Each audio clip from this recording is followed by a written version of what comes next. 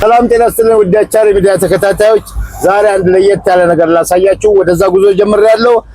ሜሪት ፕሮፐርቲስን እዛው ድረስ ቦታው ላይ ሄጄ ከባለሙያ ጋር ማስገነዝባችሁ ማሳውቃችሁ ነገር አለ። አብረን እንቆያለን። ደህና እንኳን ደህና መጣ። እንኳን ደህና ቆየኛ። ቻሪ ይባላል። እሺ ትንሳኤ ይባላለሁ። ትንሳኤ ጥሩ። ሜሪት የንግድ ሱቆች አሉ ተብዬ ነበር የመጣሁት። ኦኬ አዎ፣ አሁን ላይ እንግዲህ መሀል መርካቶ ላይ ነው እንግዲህ በታላቅ ቅናሽ እየሸጥን የምንገኘው። እስኪ በይበልጥ ደግሞ ወደ ውስጥ ገባ ብለህ ደግሞ ያሉትን ትሪዲዎቹን እና ሙሉ ነገሮችን በደንብ እናወራለን። በጣም ጥሩ። ደስ ይላል።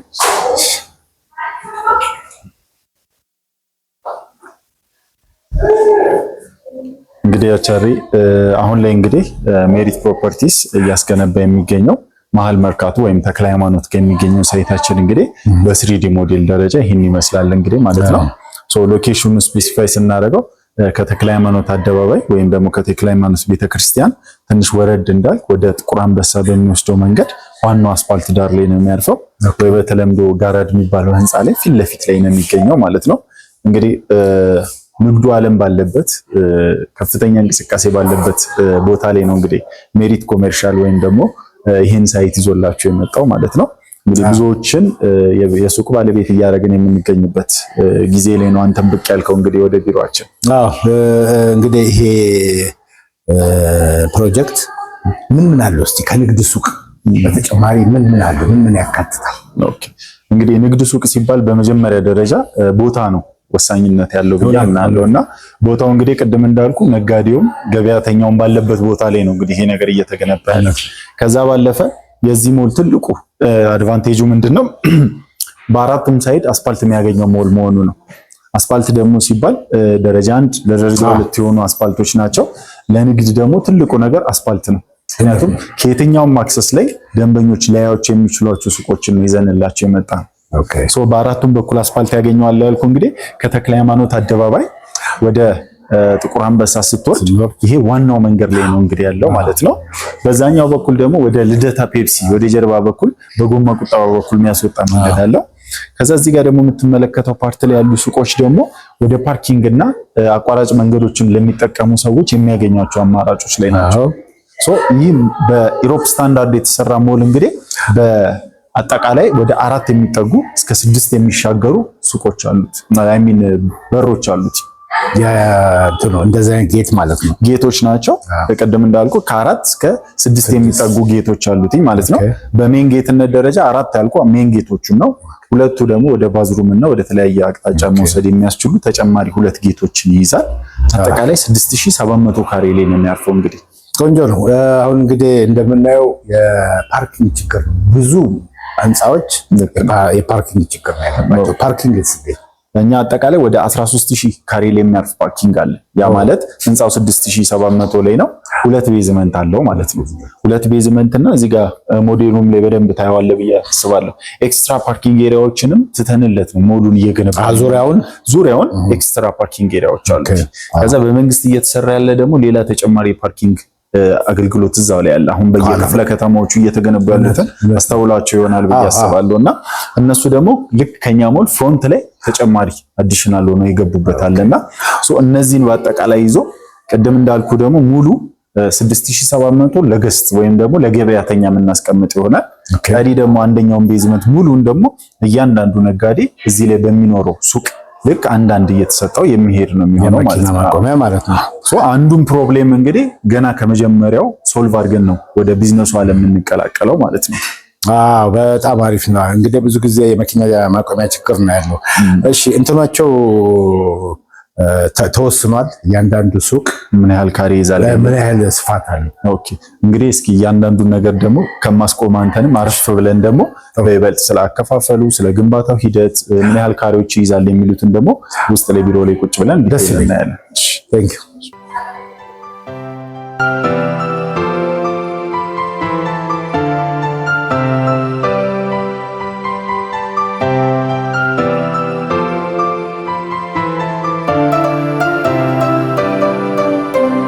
እሺ እንግዲህ አሁን ደግሞ አረፍ ብለን ዲቴል ያሉትን ነገሮች በደንብ እናወራለን። ያው ቅድምም ጠይቀኛል ምን አይነት ነገሮች አሉትኝ በምን ያህል ካሬ ነው የተዘጋጀው የሚለውን ነገር እስኪ እንግዲህ ውሃ እየጠጣን በደንብ ነገርና ውሃ ሲያወዙት ጥሩ ነው። ውሃ ጥሩ ነው። እንግዲህ ሜሪት ፕሮፐርቲስ እንግዲህ ቅድም እንደነገርኩ መሀል ተክለ ሃይማኖት ላይ ነው እንግዲህ ይህንን ሞል እየገነባ የሚገኘው። ሞል ስታንዳርድ ነው የሚሆነው። በይበልጥ በፓርኪንግ ኢሹ እንግዲህ በጣም በስፋት ዲቴሎችን ተጠንቅቀን የሰራንበት ነው። ምክንያቱም መርካቶ ላይ ገብተህ ትልቅ ኢሹ ፓርኪንግ ነው። ገበያተኛውም ነጋዴውም ፓርኪንግ የሚያገኙበትን አይነት ነገር ነው ይዘን የመጣ ነው ማለት ነው። በስፋት ምንም ሳይጨናነቁ እንደ ልብ መንቀሳቀስ ፓርክ ማድረግ የሚችሉበትንም ኦፕሽኖች ነው ይዘን የመጣ ነው። እንግዲህ ይሄ ሞል እንደ አጠቃላይ G+4 ተደርጎ ነው የሚገነባው ማለት ነው። ከታች 2 ቤዝመንት አለው። ከዛ ግራውንድ እስከ 4ኛ ፎቅ ድረስ ነው የሚሄደው ማለት ነው። ሙሉ ለሙሉ 4ኛ ላይ ይጠናቀቃል ህንጻው ማለት ነው። አሁን ሜሪት እየሸጠ የሚገኘው እንግዲህ ከግራውንድ ፍሎር ጀምሮ እስከ 3ኛ ፎቅ ድረስ ነው። 4ኛ ፎቁ ለየት ባለ መልኩ እንግዲህ ሙሉ ለሙሉ ለስቶርነት ነው ያዘጋጀነው። ስቶር ለእያንዳንዱ ለሱቅ ገዢዎች ነው ወይስ ስቶሩም በኪራይና በሽያጭ መልክ የሚወጣ ይሆናል ማለት ነው። ምክንያቱም እዛ አካባቢ ላይ በጣም የስቶር ፍላጎት አለ። በጣም እንግዲህ አሁን ሰሚ ቤዝመንት ላይ አነስ ያሉ የስቶር አማራጮችን በሰብ ግራውንድ ሌቭል ቆንጆ የሚባሉ ይዘን መተናል። እዛ ላይ መሳተፍ ይቻላል። 4ኛው ላይ ደግሞ ሐሳባችን ምንድነው እስከ 3ኛ ፎቅ ያሉትን ሱቆች ደንበኞች ከገዙ በኋላ ኢንተረስቱ ካላቸው ከኛ ሬንት የሚያደርጉበት እንዲሁም ደግሞ መግዛት የሚችሉ ሰዎች ደግሞ ሱቃቸውን ታች አድርገው ከላይ ደግሞ ስቶራቸውን ማድረግ የሚችሉበትን ኦፕሽን ለመፍጠር ነው። በእነዚህ ጊዜያቶች ውስጥ እንግዲህ በአንድ ዓመት ውስጥ የሚጠናቀቅ ፕሮጀክት ነው የሚሆነው። እንደ አጠቃላይ ቀደም እንዳልኩ 2 ቤዝመንት አለው። የፓርኪንግ ነገሮችን ሶልቭ ያደርግልናል። ከዛ በተጨማሪ ይሄ ሞል እንግዲህ ከ9 እስከ 12 የሚጠጉ ደረጃና ሊፍቶችን ይይዛል። በጣም ሂውጅ ሞል ነው። በዛው መጠን እያንዳንዱ ገበያተኛ በደንብ እየተዘዋወረ በደንብ እየተንቀሳቀሰ ሁሉንም ሾፖች አክሰስ የሚደረጉበትን ሲስተም ነው ክሬት ያደረግነው ማለት ነው። ሱቆቹ በውጭ በኩል በር አይኖራቸውም። በውስጥ በኩል ሞል ሲሆን ቅድም በጠቀስኩት ወደ 4 በሚጠጉ በሮች እየተገባ ገበያተኛው እየተዟዟረ እንዲገበያይ። ያ ሲሆን ምንድነው ሁሉም ሱቆች እኩል የማርኬት ድርሻ እንዲኖራቸው ያስችላል። ስለዚህ አንዱ ሱቅና መሀል ላይም ዳር ላይም በሁሉም በኩል ያሉ ሱቆች እኩል የገበያ ድርሻ ይኖራቸዋል። ደንበኞችም ደግሞ ከቤተሰብ ጋር ከልጆች ጋር እንደ ልብ መጥተው በጣም ሰፊ የሆነ ሰርኩሌሽን እና ኮሊደር ኤሪያ ስላለው እየተዘዋወሩ ሾፒንጋቸውን ስለ ኮሊደሩ ልጠይቅ ነበር። ኦኬ ሰፊ ኮሊደሮች አሏቸው። እንደ ልብ እየተዘዋወሩ ኢንጆይ የሚያደርጉበት እየተገበዩ እየገበዩ ኢንጆይ እያደረጉ የሚያሳልፉበትን ሁኔታ ክሬት አድርገናል። ያንንም ለመፍጠር ምን አይነት ዲዛይን ተጠቀምን መሰለ? ከግራውንድ ጀምረ 3ኛ ድረስ ያሉትን ሱቆች ሁሉንም የምታይበት ሲስተም ኦፕን ዳውን አለ። ትልቅ ኦፕን ዳውን አለው። ግራውንድ ላይ ያለ ሰው ልክ ሲገባ ሁሉንም ሱቆች እስከ 3ኛ ድረስ በደንብ ማየት ይችላል ማለት ነው። ስለዚህ እኩል ማርኬት ድርሻ እኩል የሁሉም እኩል በሆነ መንገድ የሚስተናገዱበት ሁኔታ ክሬት ተደርጓል ማለት ነው። ስለዚህ እነዚህ ነገሮች በይበልጥኛን ተመራጭ ያደርጉናል ከሎኬሽን እና ከፓርኪንግ በተሻገረ ማለት ነው። ሊፍቶቻቸው መስታወት ናቸው። ስለዚህ አንድ ሰው ወደ ላይም ወደ ታችም ሲወጣ ሁሉንም ሱቆች እንዳያቸው ያደርጋቸዋል። ያ ነገር ተጨማሪ አድቫንቴጅ ነው እኛ ጋር ሲመጡ የሚያገኙት ማለት ነው። ጥሩ ነው። በየፍሎሩ ለውጥ አለው፣ የዋጋ ለውጥ አለው። የዋጋና የፕራይስ አሬንጅመንቱ እንግዲህ ያው በኢትዮጵያ ማርኬት መሰረት ዲዛይን ስለተደረገ እንደየ ፍሎሩ የዋጋ ለውጥ አለው። ቤዚካሊ ምን መሰለ አሁን ላይ እየሸጥናቸው ያሉት 11፣ 22 እና 32 ካሬዎች ናቸው። 11፣ 22 እና 32 ካሬዎች ናቸው። አሁን መታወቅ ይችላል ኤግዛክት ዋጋቸው። ቁርጥ ያለ ዋጋ ነው የተዘጋጀለት። የሚገርም አሁን በብዙ ሪል ስቴቶች ላይ ያልተለመደው እኛ ጋር ዩኒክ ነገር የሆነው ኔት ካሬ ነው የምንሸጠው። ያ ማለት የኮሊደር የሊፍት እነዚህ ፓርኪንጎች አይቀነሱበትም። ደንበኛ 11 ካሬ ሲል እቺ ውስጥ ላይ የሚያገኛትን ስፋት ነው የሚያገኛት። በጣም ጥሩ። እኔም እንግዲህ እነዚህን ዲቴል ጥያቄዎች በጠየቅ ሀሳብ ነበረኝ። ምክንያቱም ምናልባት እኔን የማይተው ሰው ሊመጣ ይችላል እኔን የማይተው እና ስለዚህ እንደዚህ አይነት ችግር ብዙ ቦታ ይታያል። መጨረሻ ላይ ሰውየው ንግድ ቦታውን ሲረከብ ይቀንሳል። ለምን ሲባል ለኮሊደር እንዲተቀንሶ ለእንደዚህ የሚባል ነገር አለ። አሁን ግን ሜሪት ግን ኔት ነው የሚናገረው፣ ኔቷን ነው። ስለዚህ እያንዳንዱ የሚከፍሏት ገንዘብ ለሚያገኟት ለተለክታ ለምትታወቀው ካሬ ነው የሚሆነው ማለት ነው። ኮሊደር እነዚህ የፓርኪንግ ቦታዎችን ሊፍቶችን በራሳችን ለደንበኞቻችን የምንሰጠው ነው የሚሆነው ማለት ነው። እኛ ላይ ነው እንጂ ታሳቢ የሚደረገው እነሱ ላይ ታሳቢ አይደረግም። ስለዚህ 11 ካሬ አንድ ደንበኛ ሲገዛ ኔት 11 ካሬ በተመሳሳይ 22ቱም 32ቱም እንደዛ ይሆናል ማለት ነው። ኦኬ በኮሪደሩ ሳይድ ያለውን ትይዩ ፓራሌል ያለውን ትይዩ ከግድግዳው ውጪ የመጠቀም መብት አለው። እነሱ አሁን ምን መሰለ እንደዚህ አይነት ነገሮችን የፕሮፐርቲ ማኔጅመንት ስራ ነው የሚሰራቸው። እኛ ለአንድ ዓመት ካስረከብን ለአንድ ዓመት ውስጥ የፕሮፐርቲ ማኔጅመንት ስራዎች እንሰራለን። ከአንድ ዓመት በኋላ ደግሞ ምን እናደርጋለን? በዛች አንድ ዓመት ውስጥ እያንዳንዱ ባለሱቅ የኃላፊነት ስላለበት ኮሚቴ እንዲያዋቅር አመቻችተን እንወጣለን። ፕሮፐርቲ ማኔጅመንቱ በሚያወጣው ህግና ደንብ መሰረት እያንዳንዱ ሰው ሚስተናገድ ነው የሚሆነው ማለት ነው። እንደዚህ አይነት ነገሮችን ሞል ስታንዳርድ ሲሆን ብዙ ጊዜ ደረጃውን እንዲጠብቅ ተደርገው ነው የሚሰሩትና እንደ ፕሮፐርቲ ማኔጅመንቱ ፍቃድ መሰረት በውጭ በኩል ዲስፕሌዎችን ማስቀመጥ እንዲችሉ የሚመቻች ይሆናል ማለት ነው። ከዛ ባለፈ እንግዲህ ኔት ካሬ ብዬ ካለው ደንበኞቻችን ሲረከቡ ሙሉ ለሙሉ የተጠናቀቀለት ሱቅ ነው የሚሆነው። ያ ማለት የሴራሚክ ስራ፣ የግድግዳ ስራ፣ ቀለም፣ ኤሌክትሪክ፣ መብራት፣ ሶኬት ኤቭሪቲንግ ተጠናቆ ወደ ስራ መግባት ቁልፍ ከፍተው ገብተው ወደ ስራቸው ወደ ማከራየቱ ወደዛ እንዲመጡ የሚያስችል ነው የሚሆነው ማለት ነው። ስለዚህ ደንበኛው ዛሬ ላይ ከፍሎ ነገ ላይ ከፍሎ ከነገ ወዲያ ላይ ከፍሎ ሲረከብ ምንም የሚሰራው የሚገነባው ነገር አይኖርም። ግን ቅድም እንዳልኩ ኔት 11 ካሬ ነው። ስለዚህ አንድ ደንበኛ 2 ሱቅ ማድረግ ይችላል። ይሄን 8 ኦልሞስት እንደዛ 5-6 እያደረገ ኔት ካሬውን ሰንጥቆ ማድረግ ይችላል። ያም ደግሞ በድርጅቱ የሚቀመጥ ስታንዳርድ አለ። ላይክ እነዚህ ኮሎኖችን የህንፃውን ዋና የሚባሉ ነገሮችን መንካት ሳይችል በትንሽዬ ፓርቲሽን በመስታወት ሊሆን ይችላል። በእንደዛ አድርግቶ ግን 2 ሱቅ ማድረግ ይችላል። 11 ካሬ ኔት ስለሆነ 22ቱንም ስታየው 11 ማድረግ ይችላሉ። 32 ካሬ የገዛ ደንበኛ 16ቱን ካሬ ብላ የራሱን ቢዝነስ ጀምሮበት 16ቱን ካሬ ቢያከራየው በጣም ትልቅ ጥቅም አለው። ፕላስ ደግሞ እንደገና ከቅድም እንዳልኩ አስረክባችሁ ከወጣችሁ በኋላ ከዓመት በኋላ ነው ያልከኝ የራሳቸው መተዳደሪያ ደንብ ይኖራቸዋል። በዛ መሰረት ለምን መሰለ ይሄንን ያመጣሁት ብዙ ህንፃዎች ላይ ጭቅጭቅ ይፈጠራል። ጎን ለጎን ያለ አንተ እዚህ ጋር እንዲያታረግም አንተ ያንን የቀረፈ ነው ማለት ነው። በስንት ጊዜ ውስጥ ነው ገደብ ተቀምጦለታል ለማስረከቢያው? ይሄ በአንድ ዓመት ውስጥ የሚረከብ ፕሮጀክት ነው። በዚህ አንድ ዓመት ውስጥ እንግዲህ ደንበኞች ሙሉ ለሙሉ የሱቅ ባለቤት ይሆናሉ ማለት ነው። መርካቶ ላይ እዚህ አንድ ዓመት ውስጥ አሁን የተጀመረ ነገር አለ ቦታው ላይ ቪዲዮም ላይ በደንብ ያዩታል ደንበኞቻችን ወይም ተመልካቾቻችን ማለት ነው። እንደሚያዩት ምንድነው አሁን ላይ ኦልሞስት በአንዱ ሳይድ የቤዝመንት ስራዎች ተጀምረውለታል። በአንዱ ሳይድ ደግሞ ፋውንዴሽን ኦልሞስት እየተጠናቀቀለት ያለ ነው። ይህ ፕሮጀክት በአንድ ዓመት ውስጥ ተገንብቶ እስኪያልቅ ድረስ ነው ደንበኛ በ7 ዙር በአንድ ዓመት ውስጥ የመክፈል ኦፕሽን አላቸው አከፋፈሉ ላይ ማለት ነው። ነገር ግን በአንድ ዓመት ውስጥ ምንም አይነት ከዶላር ጋር ከነዳጅ ጋር ወይም ደግሞ ከኢኮኖሚ መናር ጋር ተያይዞ የሚመጣ ምንም አይነት ዋጋ ጭማሪ አይኖርባቸው። ቀጣይ ጥያቄም ይሄ ነበር። እሺ፣ ስለዚህ በፊክስድ ፕራይስ ነው የሚንቀሳቀሱት ማለት ነው። ዛሬ ላይ በሚዋዋሉት የዛሬ አንድ ዓመት ከፍለው ይጨርሳሉ ማለት ነው።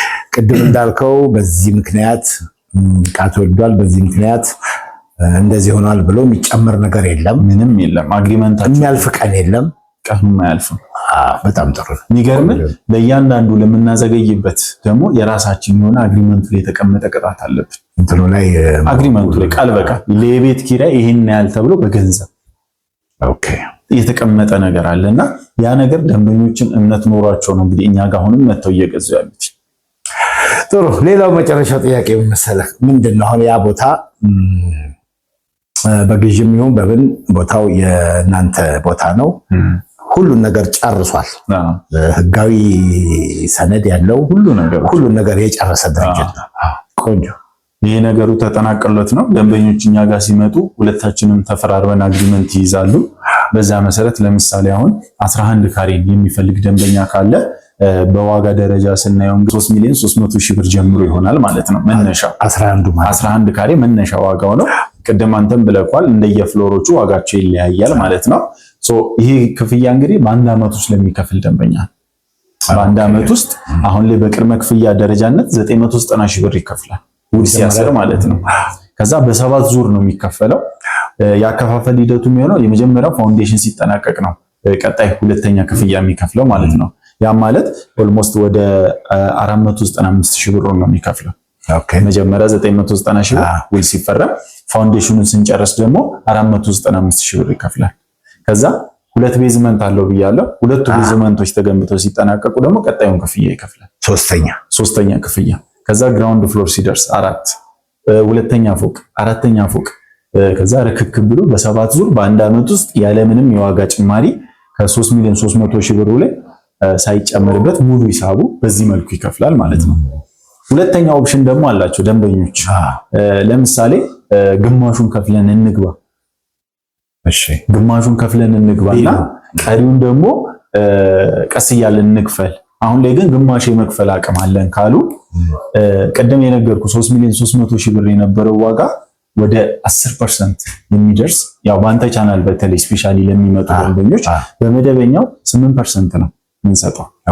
ግን በአንተ ቻናል አቻሬ ሚዲያ ላይ ነው አይተን የመጣ ነው።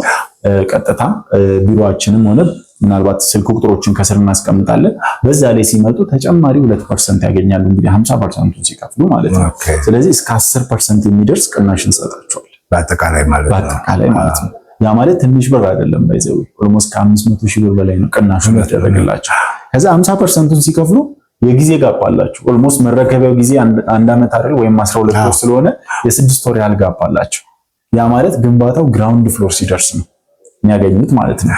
ምናልባት አንተም ኢንፎርሜሽን ይኖርሃል ብዬ አስባለሁ። ሪል ስቴት ዓለም ላይ ሁለት አይነት አከፋፈል ነው ያለው፣ ታይም ቤዝድ እና ፕሮግረስ ቤዝድ ነው። እኛውን ግንባታ ተከትሎ ስለሆነ ቀጣዩን ክፍያ ክፈሉ ለማለት የግድ ምን ማሳየት ያስፈልጋል? ገንብተን ማሳየት አለበት።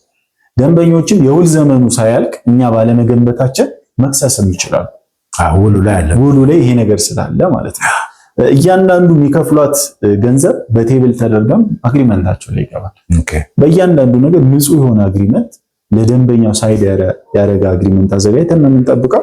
እንዳልኩ ደግሞ አሁን ላይ ሙሉን ሂሳቡን ደግሞ ዘግቼ እመጣለሁ ለሚል ደንበኛ በመደበኛው 15% ነው የምንሰጠው ቅናሽ ሙሉን ከፍሎ ለሚል ያ ማለት ይሄ ቤት ወደ ለአንተ ቻናል ደግሞ ሲመጣ ተጨማሪ 3% እንሰጠዋል። በእኔ በኩል ወደ 18% ያድግለታል። ያ ሲሆን ምን ሆነ ማለት ነው? 3 ሚሊዮን 300 ሺህ ብር የነበረው ፕራይስ ወደ 2 ሚሊዮን 700 ሺህ ብር ይወርዳል እና በጣም ትንሽ የሚባል አይደለም። እነዚህን ያህል ቅናሾች ያገኛል። 22 ካሬውን ብንመለከት 4 ሚሊዮን 400 ሺህ ብር ነው። ጠቅላላ ዋጋውን ሲከፍል አንድ ደንበኛ ወደ 3 ሚሊዮን 600 ሺህ ብር ይወርድለታል። አንድ ጥያቄ በማልጠይቅ ባለ 11 አለ፣ 22 አለ፣ 32 አለ። በአንዱ ፍሎር ላይ እነዚህ ሁሉን ያማከላል። ሁሉንም በአንድ ፍሎር ላይ በቀጣዩም ላይ እንደዛው ቲፒካል የሆነ ዲዛይን ነው የሚሰራቸው። ግራውንድ ላይ ያዩት 11 ካሬ 22 እና 32 ካሬ በተመሳሳይ እስከ 3ኛ ፎቅ ድረስ ይኖራቸው። ቅድም እንግዲህ አሁን እስካሁን ያወራናቸው ሂሳቦች እንግዲህ ስፔሻሊ ደንበኞች አሁን ላይ ቶሎ እየመረጧቸው ያሉት 3ኛ 2ኛ ፎቆችን ነው። ለምን ብትለኝ ሞል ስለሆነ ቅድም በነገርኩ ስታንዳርድ መሰረት እኩል የማርኬት ድርሻ አላቸው። ስለዚህ በዛ መልኩ እነዚህ ዋጋዎች እንግዲህ ግራውንድ 1ኛ ፎቅ 2ኛ ፎቅ እያለ እንግዲህ የተወሰነ እየጨመረ ይመጣል ማለት ነው። አሁን ብዙ ደንበኛ ደግሞ እነዚህ ነገሮች ይፈልጋቸዋል። በይበልጥ ደግሞ አከፋፈሉን ሳይት ጉብኝቱን እንግዲህ ከስር በሚኖሩት ስልክ ቁጥሮችን መጥተው ቢጎበኙ የተሻለ ነገር ማግኘት ይችላሉ ብዬ አስባለሁ። ቆንጆ ነው። ከሞላ ጎደል በደንብ ተረድቻለሁ። እንግዲህ ብዙ ጊዜ እንደዚህ አይነት ማርኬቲንግ ላይ ህብረተሰብ በተለያየ ነገር እየተቸገረ እናያለን። ግልጽ ነው። የከፈሉት ገንዘብ በጣም የቆየባቸዋል ሳይረከቡ፣ የከፈሉትን ገንዘብ መልሶ አለማግኘት የመሳሰሉ ብዙ ነገሮች ይሄ ላንተ ግልጽ ነው። ስለዚህ ይሄ ሜሪት ደግሞ ህጋዊ ለመንግስት ግብር የሚከፍል ኃላፊነት መውሰድ የሚችል እንደሆነ እኔ ገምታለሁ። አንተ ደግሞ ታረጋግጥልኛለህ። ምክንያቱም በእኔ በኩል የሚመጡ ሰዎች በትክክል ሳይፈሩ ሳይሰጉ በቀጥታ አንተን አግኝተው መረጃ እንደገና ተጨማሪ መረጃ እንዲያገኙ እናደርጋለን። ትልቁ ነገር እንግዲህ ብዙ እንደምንመለከተው ቅድም እንዳልኩት ህብረተሰብ እንዳይጎዳ እናንተም ሳትጎዱ በኃላፊነት መስራት ላይ ነው ትልቁ ነገርና ይህንን አደራ መስጠትም እችላለሁ እያስባለሁ። በተለይ በእኔ በኩል ለሚመጡ ሰዎች ምንም እሱ ላይ ምንም ዋስትና መውሰድ ትችላለህ። ቀደም እንዳልኩ እንግዲህ ብንዘገይ ለእያንዳንዱ ወራቶች የቤት ኪራይ እንግዲህ 30 ሺህ ብር ለአንድ ሱቅ ተመላሽ እናደርጋለን። ወደ ቁጥር ደረጃ ስትመልሰው እንግዲህ 4ኛ ፎቅ ያለውን ስቶርን ብትጨምረው ኦልሞስት በእያንዳንዱ ወራቶች እስከ ግማሽ ሚሊዮን ድረስ ድርጅቱ ሉዝ ያደርጋል። ከዛ ደግሞ በዘገየ ቁጥር ደግሞ እሱ ላይ ነው የማርኬቲንግ ኢንፍሌሽን የሚመጣበት። እነዚህን ነገሮች ወደዛ አይነት ሪስክ ውስጥ ላለመግባት ሲል በጣም በከባድ እንቅስቃሴ ነው 24 ሰዓት እየተሰራ ነው። ስፔሻሊ የኮንክሪት ሙሌት ታይም ላይ ከ16 ወደ 24 ሰዓት እናሳድገዋለን በግንባታው ደረጃ።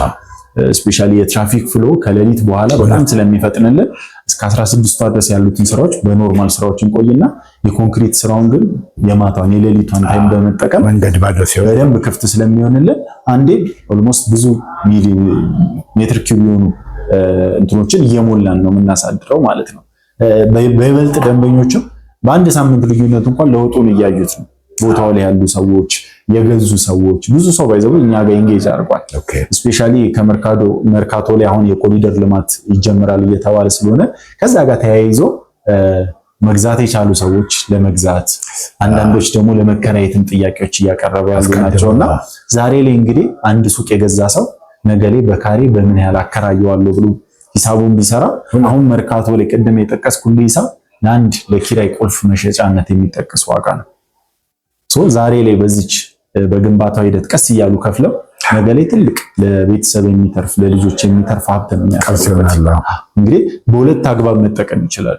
አንደኛ የራሳቸውን ቢዝነስ ቢጀምሩበት፣ ሁለተኛ ደግሞ በኪራይ ላይክ ትልቅ ገቢ ማግኘት የሚችሉበት ነው እና አንዳንዴ ቢዝነሶችን በኪራይ ደረጃ ቢዝነስ መሆን ይችላል። ስፔሻሊ የንግድ ሱቅ እንደዚህ መርካቶ አካባቢ ላይ ሲሆን ማለት ነው።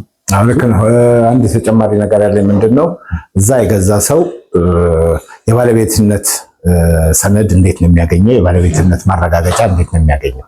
ኦኬ አሁን ላይ እንግዲህ ቀደም እንዳልኩ አንደኛው ማረጋገጫው አግሪመንታችን ነው። ሁለታችን ነው የመጀመሪያ ማረጋገጫው እኛና እነሱ የምንሻሻጥበት ቢሮአችን ላይ መጥተው እዛ ላይ ፊርማቸውን አኑሮ የሚወስዱት ይሆናል። ከዛ ኦሪጂናል ደረሰኝ ቫትን ጨምሮ ነው እንግዲህ የምንቆርጥላቸው። ቅድም የነገርኩህ ሂሳብ እንግዲህ ቫትን ጨምሮ ነው ይሄ ቅድም የነገርኩህ መገለጽ ያለበት።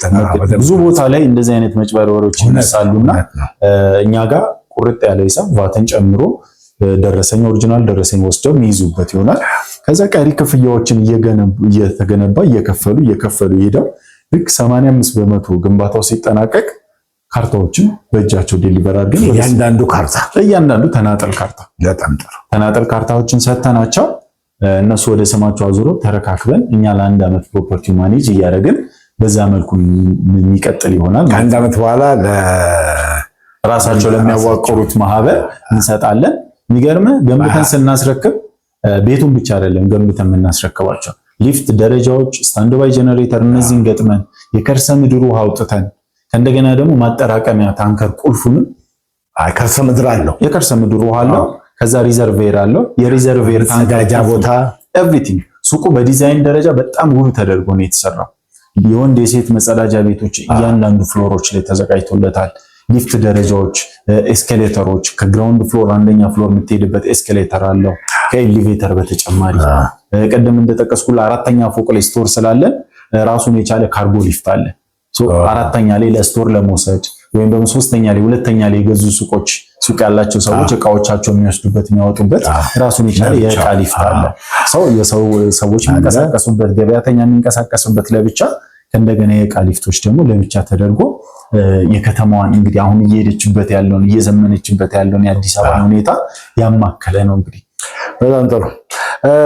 እንግዲህ እንደዚህ አይነት ህብረተሰብ በብዛት የሚገኝበት ቦታ ከጤናማ አኳያ ከአደጋማ አኳያ ይጠበቃል።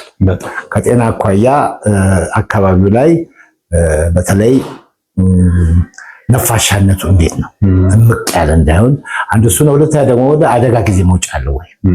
እነዚህ ነገሮች እንግዲህ በይበልጥ በጣም ትኩረት ሰጥተን ሴፍቲ ላይ በደንብ ትኩረት ሰጥተን ያለንባቸው ሁኔታዎች ያሉት። በኤሊቬተር ደረጃ ስናየው ከውስጥ በኩል የአደጋ ጊዜ ሲሆን ከውስጥ በኩል አክሰስ መደረግ የሚችል ነው። ያ ማለት አውቶማቲካሊ ሎክ ሲያደርግ ለምሳሌ እሳት ቢነሳ አውቶማቲካሊ ሴንሰሮች አሉት ሎክ ያደርጋል። ግን ሎክ አድርጎ በውስጥ በኩል ያሉ ሰዎች ግን ከፍተው መውጣት መግባት የሚችሉበትና ከእያንዳንዱ ደረጃዎች ላይ ደግሞ ኤር ፕሬሸራይዝድ የሚባል የፕሬሸር ሲስተም አለው።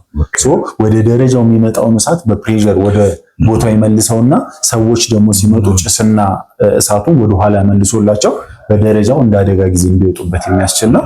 የሊፍቱ በር እስከ 8 ሰዓት ድረስ እሳትን መቋቋም ይችላል። ከዛ ኢሚዲየትሊ ወደ ግራውንድ እያወረደ ሰዎች የሚወጡበት ነው። ቦታውም ላይ ደግሞ በጣም ትልልቅ የሚባሉ የጤና ተቋማቶች እንደ ጥቁር አንበሳ በቅርብ ርቀት ላይ መገኘታቸው ደግሞ ከአደጋውም ቶሎ አክሰስ መደረግ እንዲችል የሚያስችል ነገሮች ናቸው። በቀደም እንዳልኩ የአደጋ ጊዜ መውጫ ደረጃዎች እነዚህ ነገሮች አሉት። የራሱ ከርሰ ምድር ውሃ ስላለው ደግሞ በየፍለሩ ላይ ገንሹተሮች አሉት። ያንንም አድርገው ማጥፋት የሚችሉበት ማቆም የሚቻልበት ሁኔታ አለው። እነዚህ ነገሮች ኮሊደሮችን ሰፋ የተደረጉት እንደዚህ አይነት ነገሮችንም ለመከላከል ይችላሉ። ከዛ ኤሌቬተሩ ባይሰራ ደረጃዎቹንና ኤስኬሌተሮቹን አክሰስ እያደረጉ ሰዎች በፍጥነት ከዛ የሚወጡበት ነው። በዲዛይን ደረጃም ደግሞ እምቅ ያለ አይደለም።